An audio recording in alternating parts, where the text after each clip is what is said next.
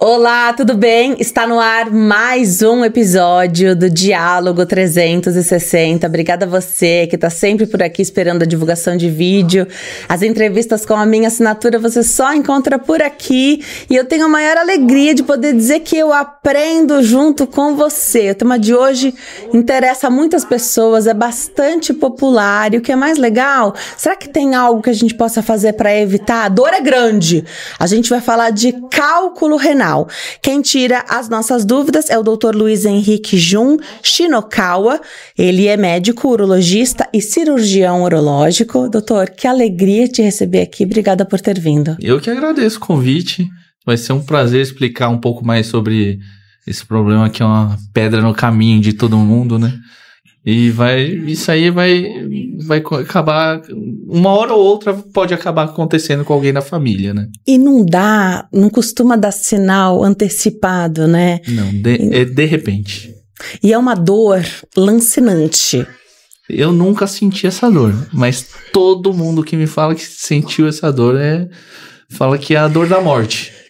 É uma dor muito forte. Eu já tive essa experiência, infelizmente. Tô aqui pra dizer que eu sei que dor é essa. Não dá sinal, não dá um aviso.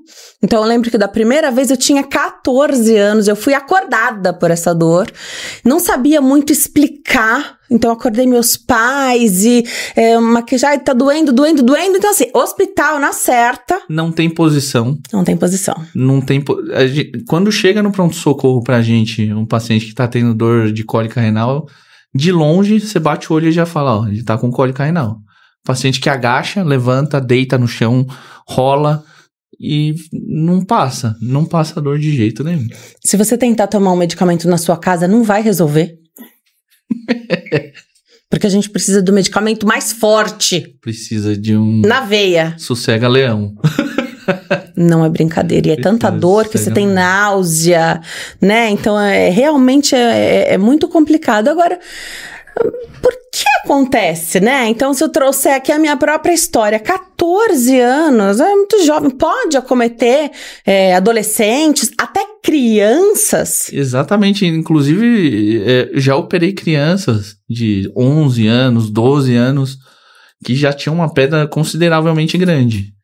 E, infelizmente, são problemas do metabolismo no corpo. E acabam formando pedras que são nada mais... Esses cálculos renais nada mais são que a aglutinação de cristais, né? Eles vão se depositando por conta de um excesso do metabolismo que não consegue diluir esses cristais, eles acabam aglutinando, né? E acaba formando desde cedo. E quem geralmente tem desde cedo, a chance de ter de novo na vida é muito grande. Ao longo da vida, né? É muito grande. Não tem uma lógica para essa periodicidade, né? De quanto em quanto tempo esperar. Não tem como saber, não tem. Né? Por isso que a gente sempre fala assim, geralmente a gente fala que a pessoa tem que passar no urologista, principalmente homem, todo ano para ver a parte de próstata, mas a gente não é só próstata, né? E tem as mulheres também.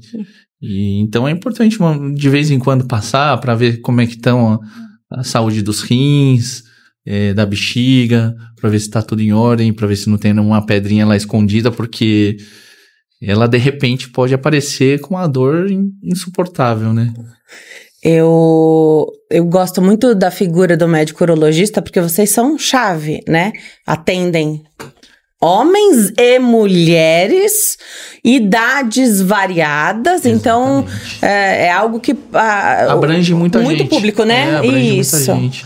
Legal. E esse problema de pedra nos rins, problema de cálculo renal, em questão cirúrgica, é o nosso maior volume. Às vezes a gente pensa, não, é cirurgia de próstata, é alguma outra cirurgia, não. Pedra nos rins. O dia a dia é o cálculo renal. É a gente tirando pedra no caminho das pessoas.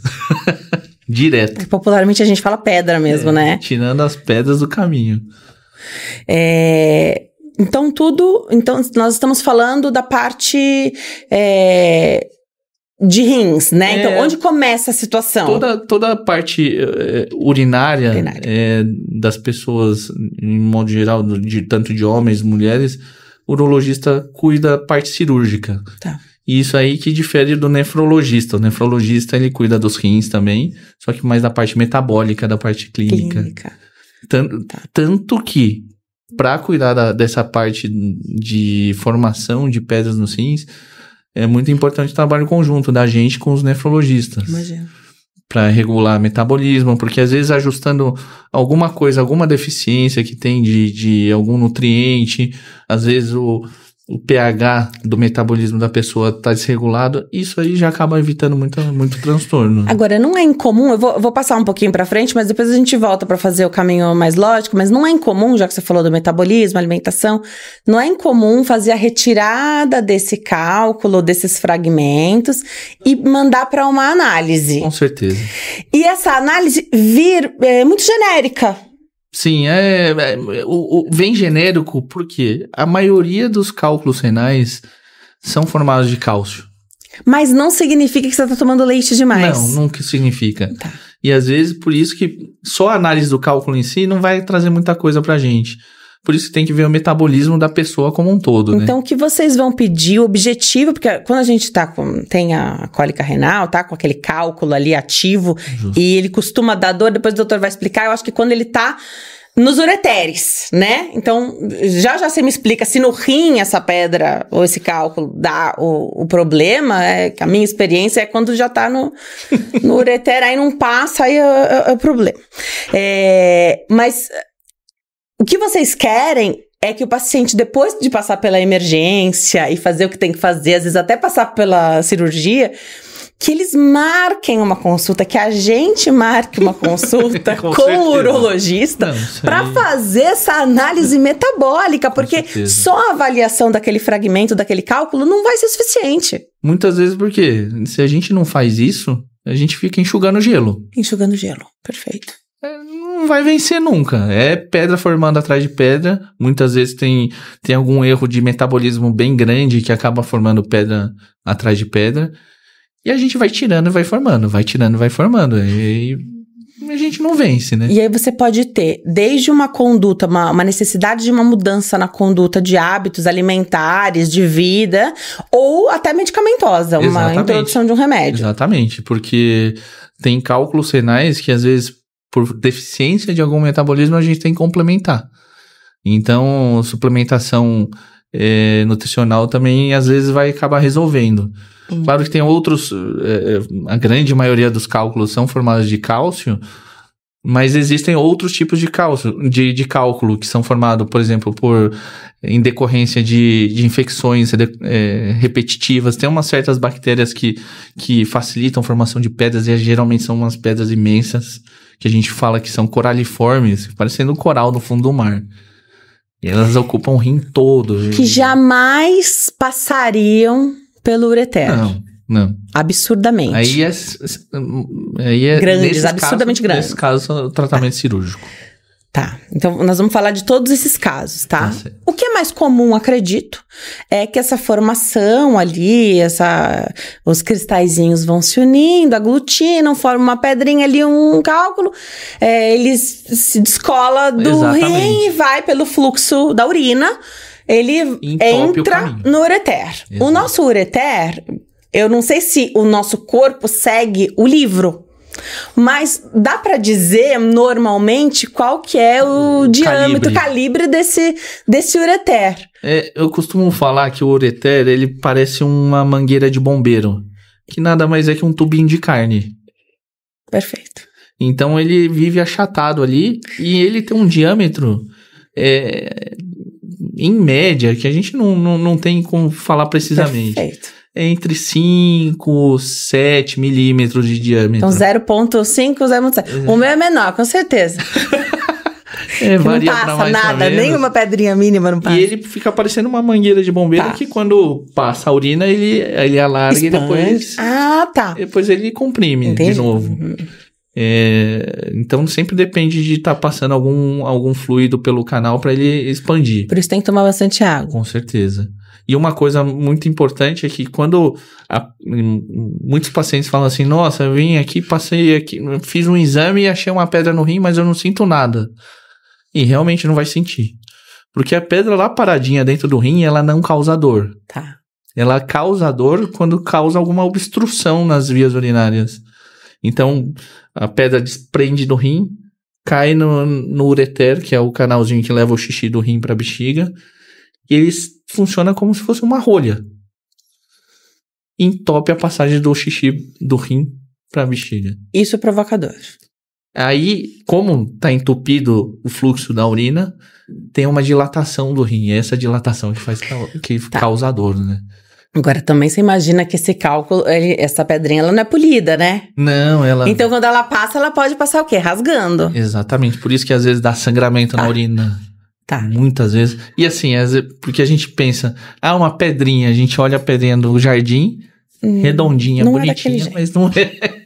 Infelizmente, não é. Às vezes tem uma pontinha que vai inviabilizar aquela passagem ou que vai causar um transtorno. Pois é. A grande preocupação aqui, me corrija se eu estiver errada, é essa obstrução. Com certeza. Quando entope, a pedra enrosca ali, que você falou como uma rolha, e aí ela não movimenta, porque ela pode eventualmente entupir num determinado momento, aí depois ela reflui de algum jeito, não sei se é possível, aí desobstrui, mas dificulta. Exatamente. Enfim, o problema é, se obstruir, o nosso rim, daquele lado, né, do ureter que está comprometido com aquele entupimento, a gente pode, inclusive, perder função renal ali, perder o rim mesmo. Justamente.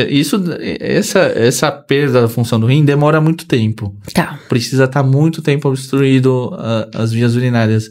Mas, realmente, essa obstrução da passagem da urina acaba prejudicando muito o rim. Então... tem pacientes que, poxa vida, no SUS a gente tem uma demanda muito grande. Como é que espera com essa dor? E a gente não consegue, muitas vezes, atender essa grande demanda. Então tem muita gente na fila de espera que acaba tendo realmente essa perda de função de rim. Mas é um tempo muito prolongado de espera que acaba afetando a parte renal.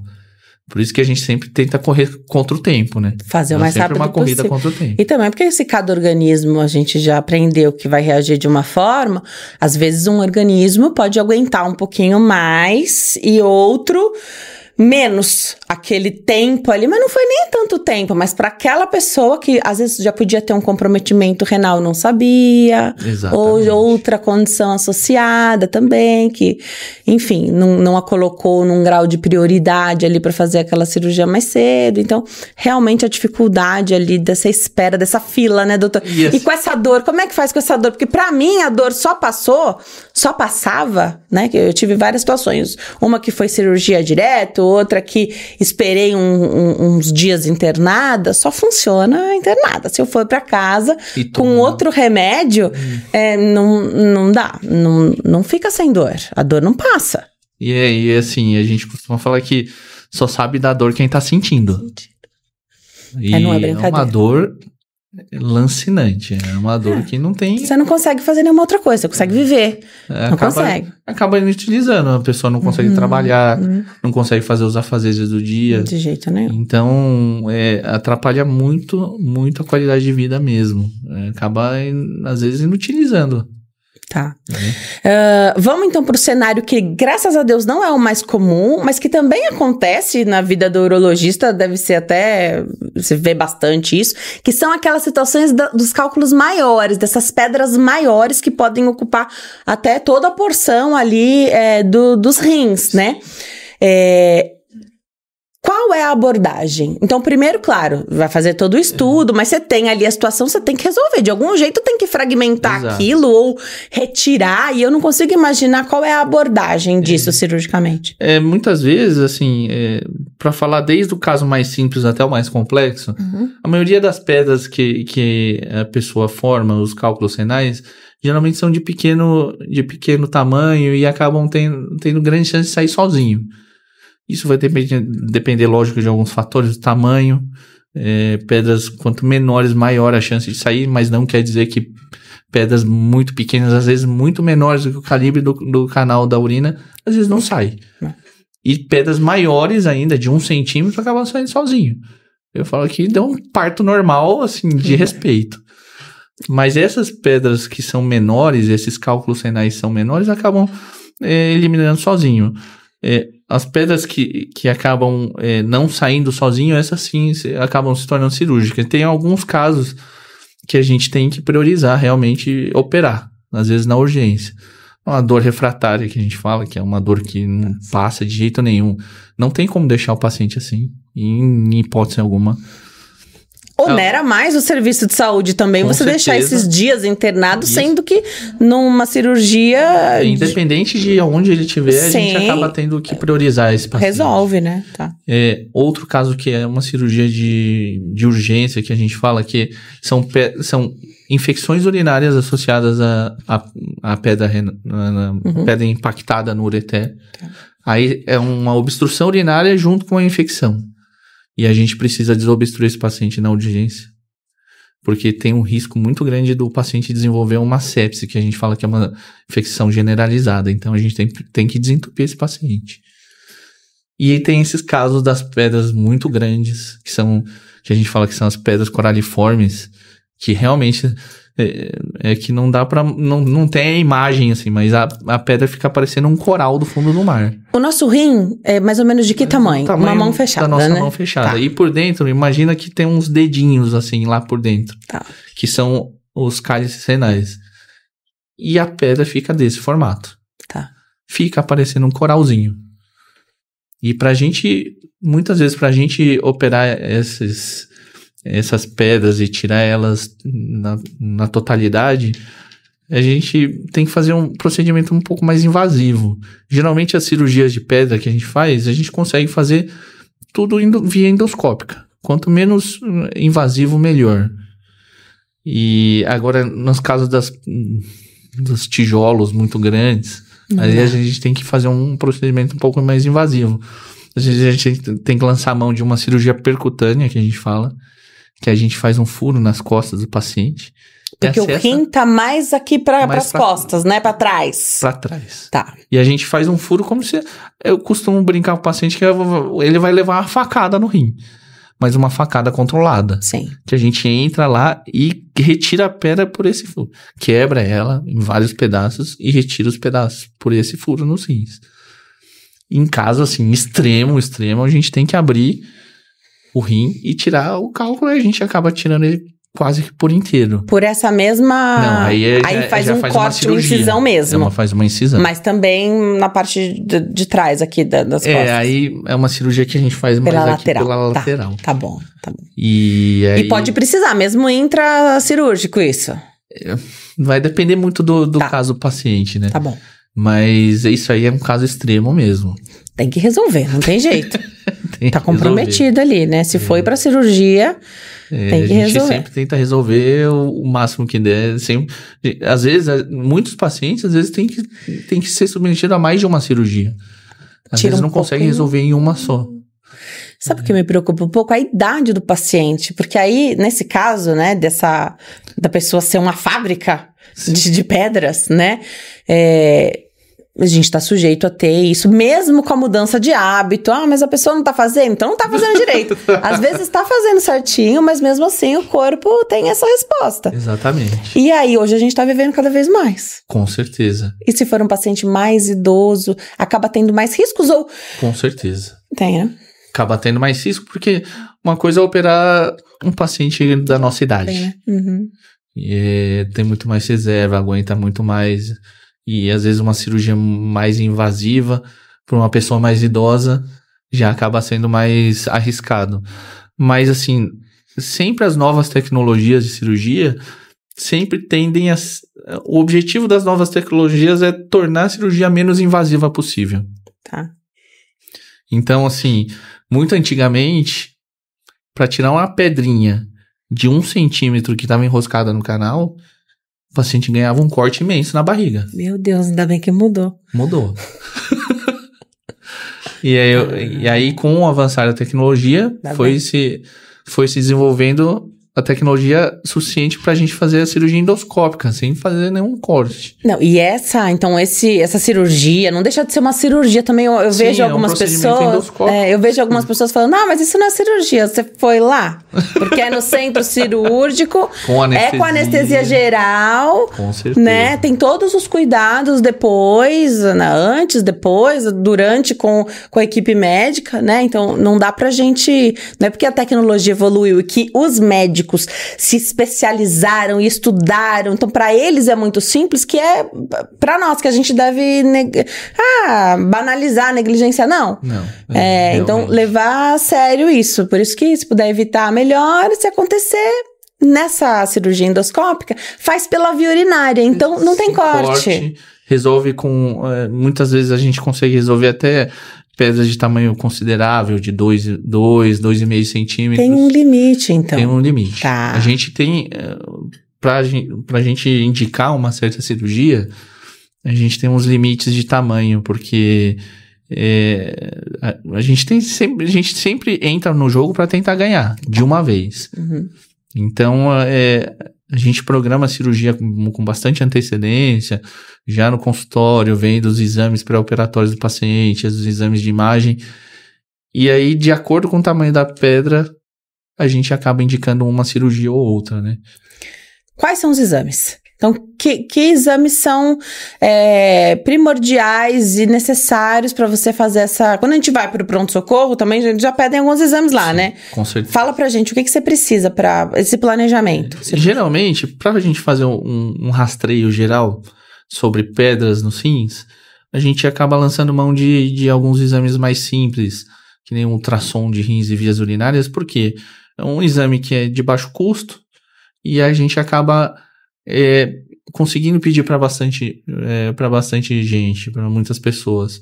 Então a gente acaba triando bastante quem tem uma pedra que é considerável, uma pedra que merece uma atenção maior, mas o ultrassom ele dá uma ideia meio que por cima pra gente. Tá.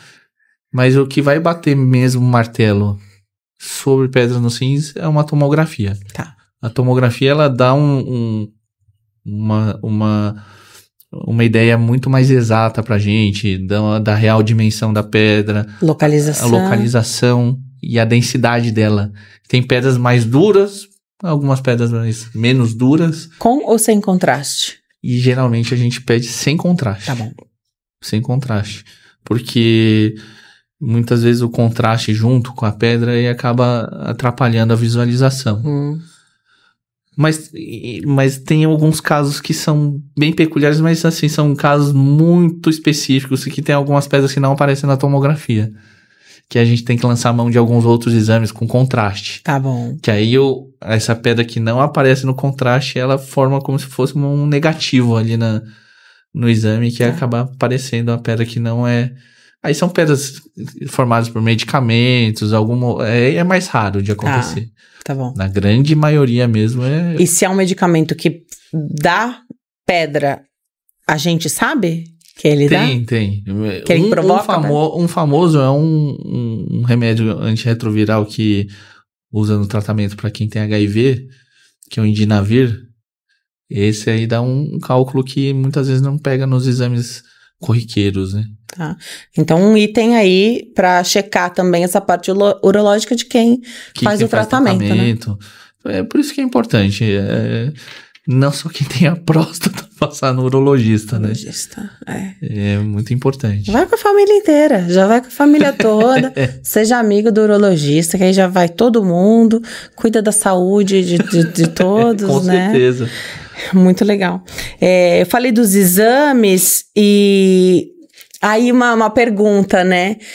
Quando é de um lado só, é uma conduta? Quando tem dois cálculos, um em cada ureter, é diferente? Isso se torna algo que precisa resolver com mais urgência? Com certeza.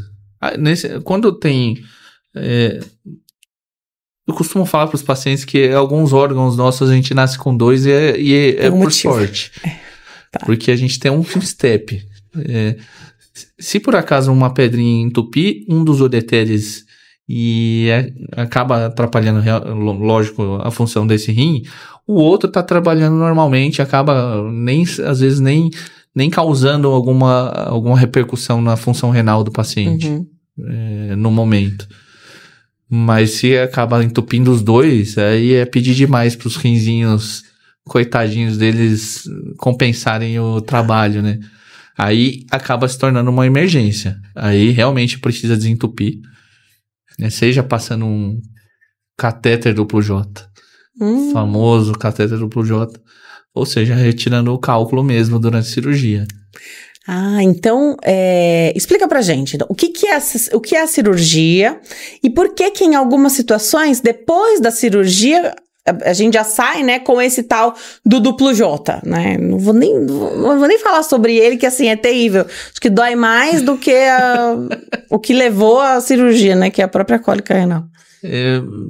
A fama é essa, né? Realmente, o pessoal acha que o urologista é malvado. Você tenha piedade dos seus pacientes, porque é verdade quando eles falam, doutor, pelo amor de Deus, tira isso, precisa ficar mesmo? Qual vai ser a repercussão se a gente precisar tirar, né? E eu costumo falar para os pacientes que assim, eu não coloco esse duplo J em você porque eu sou mau. Perfeito. Esse duplo J realmente às vezes é necessário. Um caso muito específico dele, que é um caso muito importante, aliás, muito mais do que específico, é um papel muito importante dele, é fazer uma desobstrução de urgência, uma desobstrução imediata. Às vezes um cálculo que está lá impactado e está muito inflamado, que a gente não consegue acessar essa pedra por via endoscópica, ou um paciente que está com uma infecção associada a essa pedra e a gente não consegue quebrar ela porque aumenta a chance ainda de ter uma infecção generalizada, que é a sepse. Nesses casos, a gente tem que mexer o mínimo possível, mas precisa desentupir o rim de todo jeito. Nesses casos, a gente passa o duplo J pela pedra. Então, a pedra permanece no canal e o duplo J passa ao lado da pedra. E eles funcionam como acabam formando um fluxo que ali não tinha para a urina passar. E isso daí vai tirar o paciente da urgência. Então, muitas vezes a gente só passa o duplo J e não tira a pedra. Aí vai falar, poxa, mas por que não tirou a minha pedra? Só passou o duplo J? E às vezes é por conta desses casos. Tá. E isso não é no centro cirúrgico? No centro cirúrgico. É no centro cirúrgico. Então é uma decisão, tem critérios médicos envolvidos aí, exatamente, né? Exatamente. Tá. Na hora que a gente vai abordar, a gente precisa tomar bastante cuidado com todos essas condições pré-operatórias, né? E em alguns casos, depois da retirada da pedra em si, a gente, em alguns casos, deixa o duplo J e às vezes a gente deixa o duplo J por tempos diferentes. Por exemplo, em pacientes que a cirurgia corre tudo bem, a pedra estava impactada no ureter por pouco tempo, a gente consegue deixar o duplo J por pouco tempo, 1 semana, às vezes 2 semanas, e a gente deixa com fiozinho para fora pra gente tirar no consultório. Tá. Agora, em alguns casos que o paciente apresenta uma inflamação muito grande associada a essa pedra, e às vezes a gente não consegue deixar sem o fiozinho, a gente não consegue deixar com o fiozinho para fora. Então a gente tem que deixar o catéter duplo J sem o fiozinho para fora por um tempo um pouco maior, 1 mês, 2 meses, e depois retirar no centro cirúrgico. Esse que é um grande incômodo desses pacientes também, né? Sobre o duplo J também, o que chama atenção é que ele precisa estar muito bem posicionado. Com certeza. Se ele tem o fiozinho, tem sempre o perigo de deslocar, porque, né, então, mulheres, homens também, com certeza, né, vai urinar, você tem ali, é uma região que você mexe, né? Com certeza. E se sair do lugar... Aí vira uma torneira com vazamento. Muitas vezes o paciente fica vazando urina direto. Isso porque o duplo J vira acaba pulando justamente a válvula que segura a urina ali na bexiga. E acaba tendo um vazamento muito grande. Fala, doutor, tô incontinente. E é muitas vezes que o duplo J saiu do lugar. Tá. Então aí também se torna... Você sabe, né? Quem coloca o duplo J, então pergunte pro muitas vezes tem que tirar antes da hora esse duplo J. Correndo risco, às vezes de não conseguir recuperar direitinho da inflamação. Tá. Entendi. Hoje a gente tem alguns remédios que ajudam a dilatar um pouquinho, o ureter. Tem critérios para usar, tem gente que não pode usar esse tipo de medicamento. Eu não sei se ele é um efeito colateral de um remédio que é usado para outra coisa. Tem muito isso, né? Tem muito isso. Geralmente a gente costuma... O tratamento dessas pedras, a gente, dependendo do tamanho das pedras, a gente consegue tentar fazer um tratamento conservador. Tá. Que a gente fala que é um tratamento com medicação. Então, às vezes, a gente tenta expulsar a pedra com a terapia medicamentosa expulsiva, que a gente passa um remedinho para dilatar o ureter, aumenta a hidratação do paciente, fala para caprichar na água, passa uns sintomáticos para tirar dor. Só que isso aí tem um limite. A gente consegue fazer isso por um tempo. Geralmente, a gente tenta fazer isso por um mês. Repetir os exames, a pedra não saiu, a gente tem que partir para cirurgia, não tem jeito, né? Tá, e aí... Não tem jeito, senão acaba o tempo muito prolongado acaba prejudicando, né? Até a recuperação depois, acredito, né? Com certeza. Você falou, às vezes é uma pedra que tá ali há pouco tempo, então a recuperação tende a ser mais rápida, né? Você tá ali machucando já faz muito tempo. Exatamente. Tá. Você falou que quanto mais cedo a pessoa tem, mais exposto você tá, porque você sabe já que pode ser uma tendência sua, enfim. Tem gente que passa a vida inteira nunca vai saber o que é, ainda bem. E algumas pessoas vão ter ao longo da vida vários episódios, né? Melhores ou menos piores, enfim. Mas chama atenção a evolução desse tratamento também. Né? Então, se eu pensar dos meus 14 anos e pensar em como, então, tenho lido hoje com quase 40, também muita coisa mudou nesse intervalo de tratamento. E tem um procedimento, não sei se esse é o termo correto, que parece que hoje é menos usado, que é aquele bombardeamento do rim pra explodir essa pedra no rim, e aí você bombardeia, fragmentos ficam menores, e aí isso teoricamente possibilitaria a passagem pelos ureteres. Exato. Não é só uma impressão minha. Tá. Falou certinho, tirou as palavras da minha boca. Esse procedimento que a gente fala que é a litotripsia extracorpórea, nada mais é que um bombardeamento da pedra de dentro do rim mesmo. E é um procedimento que não é um procedimento que precisa ir para o centro cirúrgico fazer, consegue fazer numa clínica com a estrutura apropriada, com um aparelho. Então, muitas vezes o paciente deita nessa máquina e a máquina dá como se fossem uns petelecos nas costas para quebrar a pedra lá por dentro.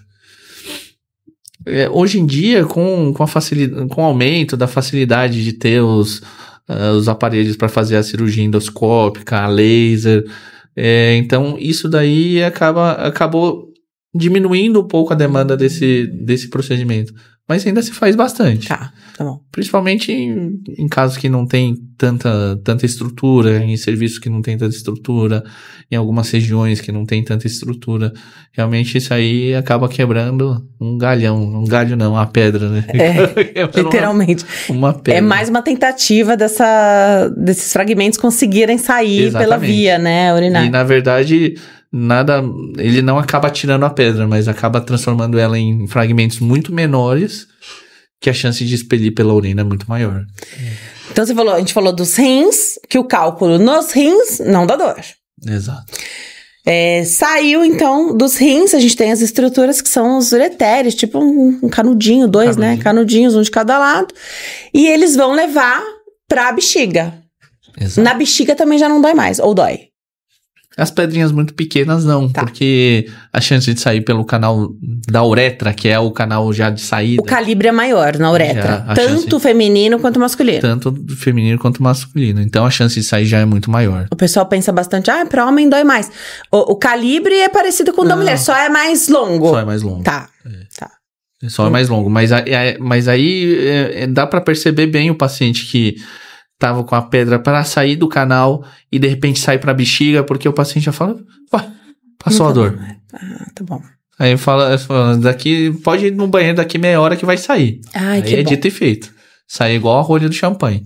Tá. Tá bom, e aí já passou pela estrutura mais estreita, né? Então não vai... Aí acaba saindo. Tá, tem gente que relata o barulhinho que faz quando cai, então, né? No vaso sanitário. Fala que parece que caiu um metalzinho dentro da porcelana. Tá. Tá, cada um tem uma história, né? Você deve ter ouvido tanta história já, né? Assim, o pessoal me traz tanta pedra, eu falo que se fosse de ouro a gente tava rico. A gente fazia um negócio. Legal. Então a gente falou que em alguns casos a resposta dessa análise do cálculo não vai ser... não vai trazer nenhuma resposta muito específica. Exato. O que vai trazer mais respostas é essa análise metabólica. Exato. Aí realmente vale a pena. Por isso que é importante realmente tudo na medicina a gente fala que um médico sozinho ele não consegue resolver todas as coisas realmente. E quem acha que consegue é muita pretensão. Tá. Então todos os tratamentos são multidisciplinares, multiespecialidades. Então a gente sempre tem que trabalhar em conjunto. É muito importante nessa parte das pedras, principalmente, trabalhar em conjunto urologista com nefrologista, nutricionista. Tudo isso é muito importante para regular tudo, né? Isso é evitar ao máximo formar pedra, né? Se você pudesse dizer, existe ou não existe um alimento que seja um grande vilão? Porque é claro que como paciente de cálculo renal, eu já ouvi muita coisa. Sementinha do tomate. Chá de quebra-pedra. Que é bom, né, pra expelir. Mas tô dizendo aquele que é ruim, que provoca pedra. Então, não pode comer o negocinho do tomate. Não pode tomar suco de pozinho. Tudo bem, não pode mesmo, porque faz mal pra saúde. Mas... tá tão relacionado com, né, causar um cálculo renal. Não pode tomar isotônico. Tem algo que seja assim, olha, isso aqui realmente está proibido? O que eu costumo falar que é muito importante, é lógico que é muito importante ter uma dieta balanceada. Exagerar de proteína não é bom para essa questão, mas também não é o principal. O principal, se fosse para dar um conselho mesmo, que é o que eu passo para os pacientes que passam comigo, é diminuir o sal o máximo que der na comida.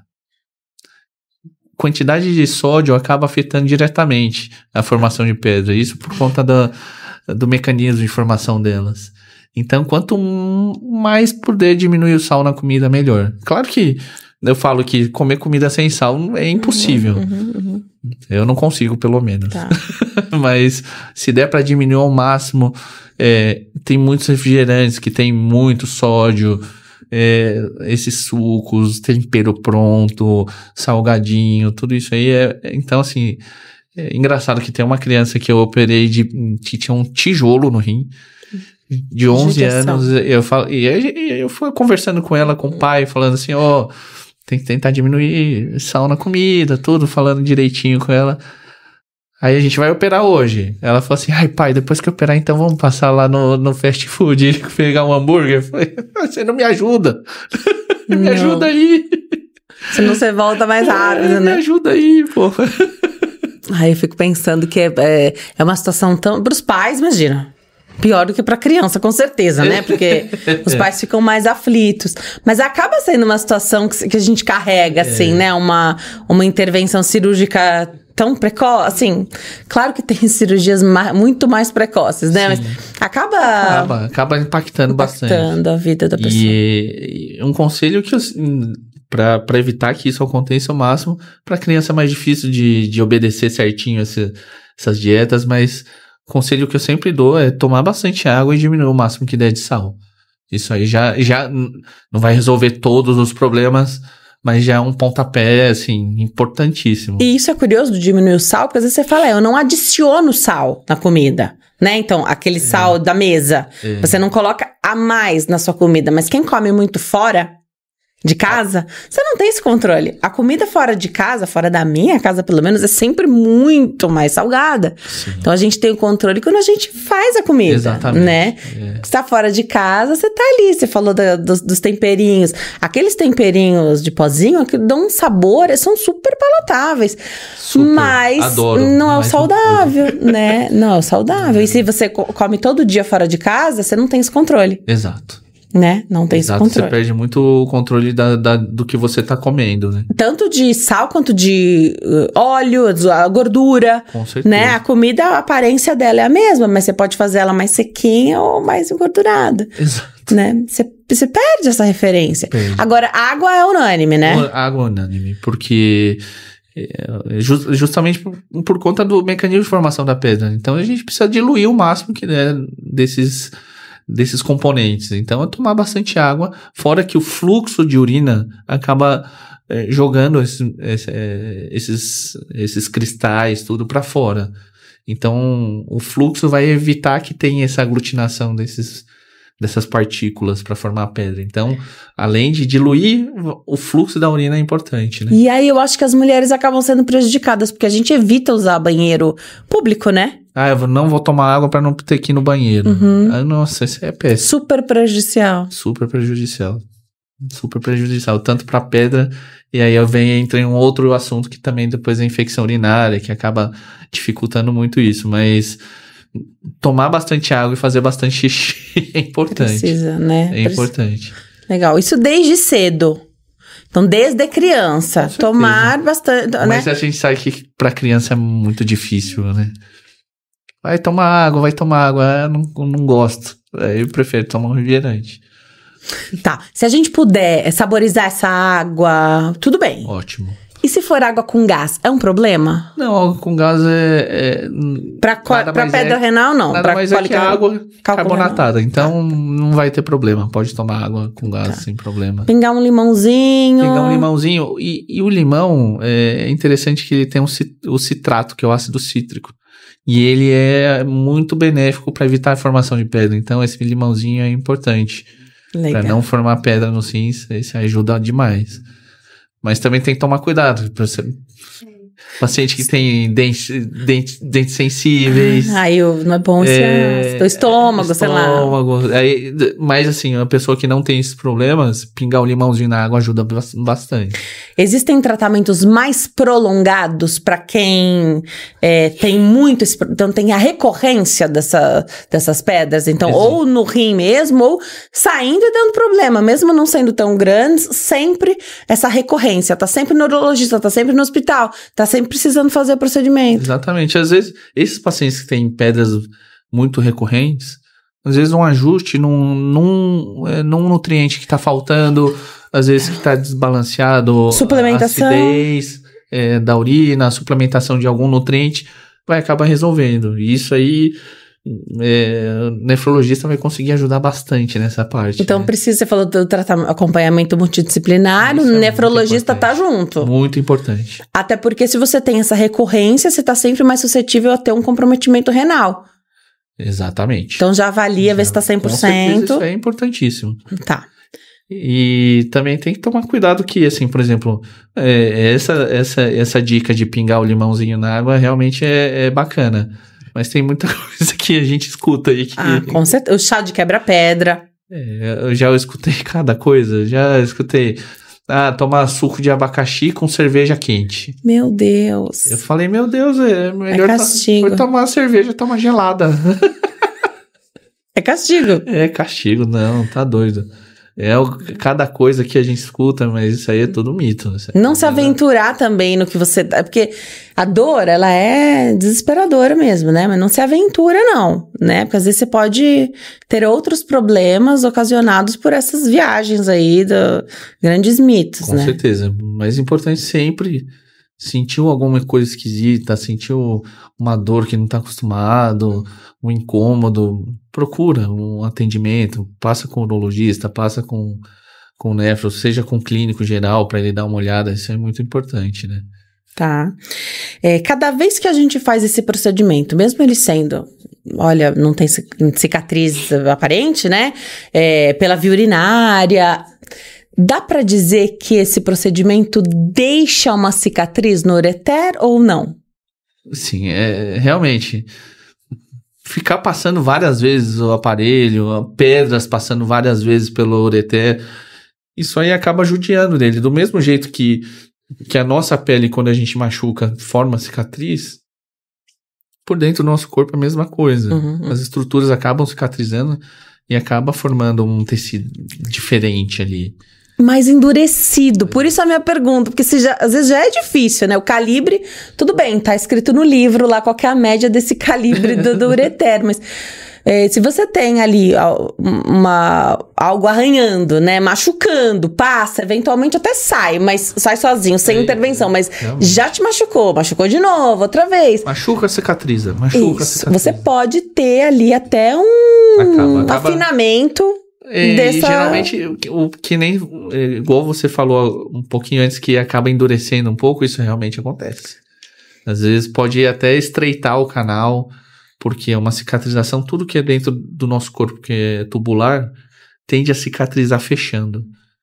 Então, assim, se for repetidamente machucado as estruturas, tende a ter a gente fala uma estenose dessa estrutura. O duplo J ajudaria aí, mantendo essa estrutura Por isso que no calibre certo? Realmente a gente deixa o duplo J para tentar manter isso, mas algumas vezes não é o suficiente. Mesmo a gente deixando o duplo J depois da cirurgia, a cicatrização, às vezes, a cicatrização é tão boa que acaba estenosando o canal, acaba estreitando o canal. Mesmo a gente deixando o duplo J ali por 2 meses, 3 meses. E tem gente que fica mesmo mais tempo com o duplo J, né? Tem gente que a gente acaba deixando mais tempo.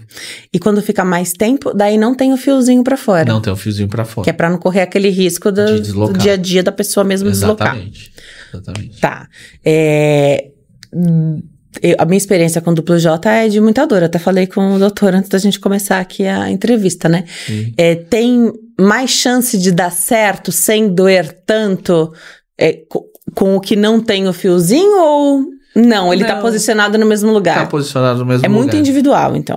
A gente costuma falar que o duplo J, quando a gente deixa dentro da via urinária da pessoa, é um corpo estranho lá. Mas o seu corpo não entende que aquilo lá tá te ajudando. Pra te ajudar. Ele combate aquilo lá como se fosse uma infecção. Então vai causar dor, causa inflamação, eventualmente causa sangramento na urina enquanto tá com duplo J. E uma coisa muito importante que no pós-operatório desses pacientes a gente sempre frisa que esse duplo J não pode ficar ali por muito tempo, porque do mesmo jeito tem paciente que é muito incômodo com duplo J, tem gente que não sente nada. Vai embora, nunca mais vai ver o urologista. E fala assim, e o duplo J, um corpo estranho dentro da nossa via urinária, forma pedra nele. E ele calcifica.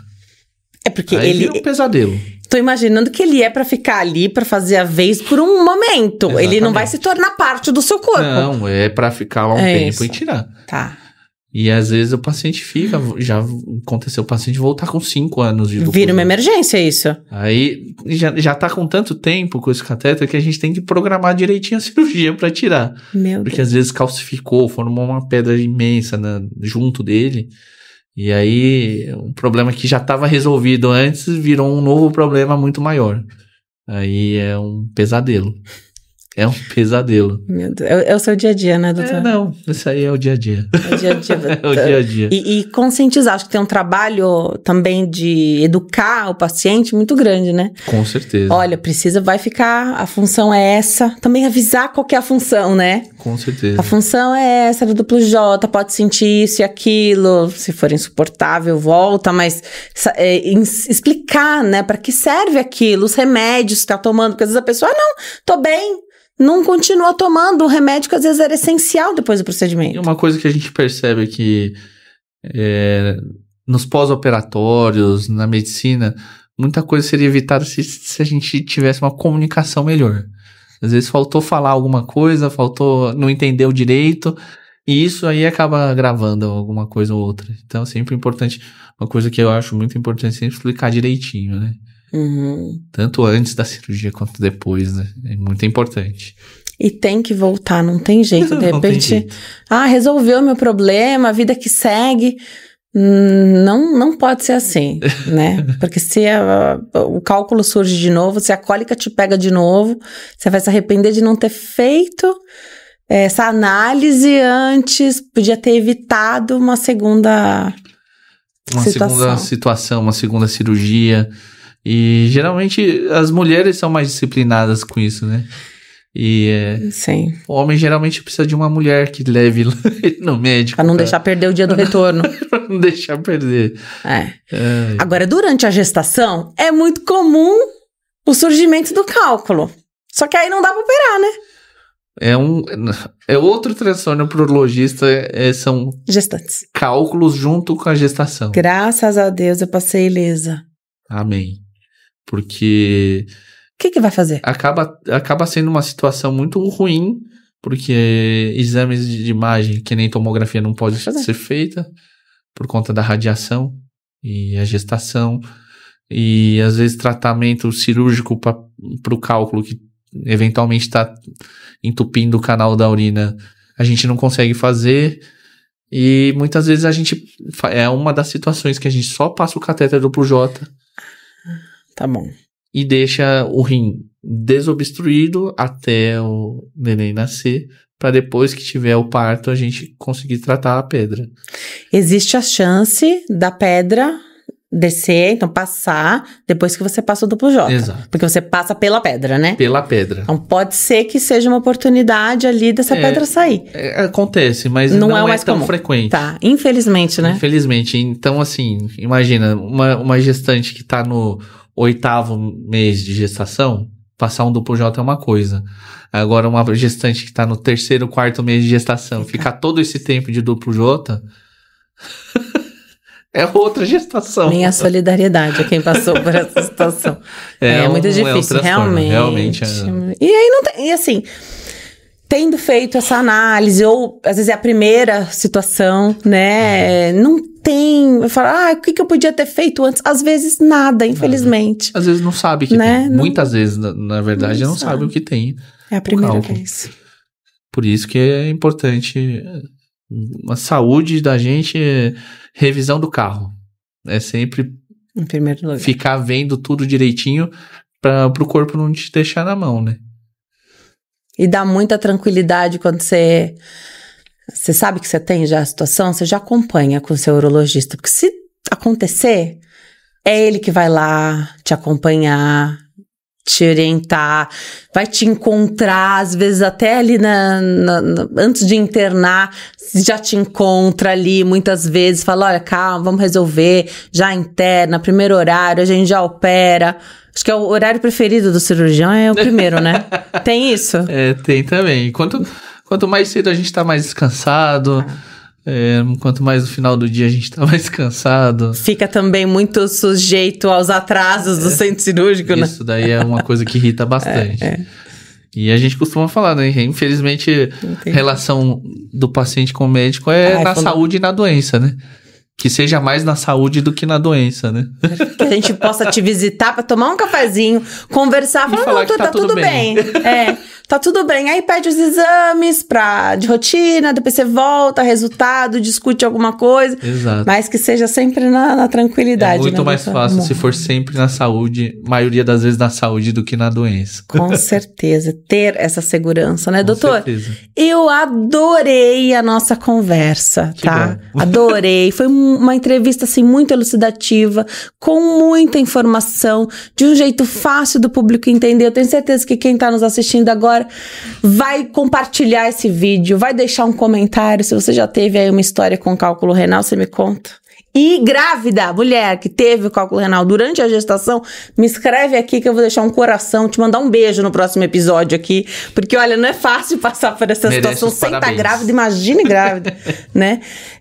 Adorei, doutora, eu vou deixar seu contato, porque... Doutor está nas redes sociais com informação, aquela informação que a gente quer consumir e de fonte confiável. Então, vai lá no Instagram, @Dr. Luiz Urologia, @Dr. Luiz Urologia, do jeitinho que tá escrito na sua tela. Vai lá para ter essa informação, ter esse acesso, e lá você tem todos os contatos do doutor também. Se você precisa de um urologista para acompanhar aí você, tua esposa, teu marido, tua família, o urologista é esse médico, assim, chave que eu falo, que é pra família toda, aí você já marca a consulta, já leva todo mundo. E já tem um médico que vai acompanhar essa família aqui.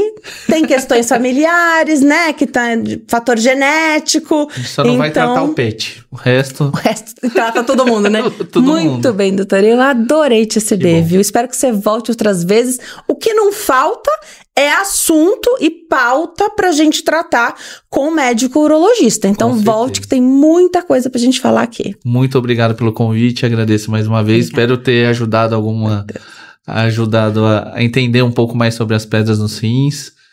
E a gente, se precisar, tamo aí. Obrigada, viu, doutor? Se precisar, é só acessar as redes sociais que a gente está à disposição. Muito legal, adorei. Aproveito para agradecer a nossa parceira aqui do Diálogo 360, a Farmácia de Manipulação Empório Magistral. Assim que terminar aqui, eu vou presentear o doutor com um mimo da farmácia. Farmácia que está presente desde o nosso primeiro episódio. Eu falo que é fundamental ter sempre à mão o contato de uma farmácia de manipulação de confiança. E a minha sugestão é a minha farmácia de escolha, que é a Empório Magistral. Vai lá pelo telefone, liga ou manda mensagem no WhatsApp, tire suas dúvidas, envie a sua prescrição médica ou do nutricionista. 11 50 89 5123, 11 50 89 5123, também pelo site www.emporiomagistral.com.br e lá no Instagram, @emporiomagistral. Obrigada a você que está sempre ligadinho aqui conosco, entre em contato, manda sua sugestão de tema aqui, o doutor vai voltar, então manda sua sugestão para a próxima vez que ele vier, temas relacionados à saúde, urologia, a gente aborda tudo por aqui no Diálogo 360. A vida é feita de diálogos e conexões e eu te vejo no próximo episódio. Tchau!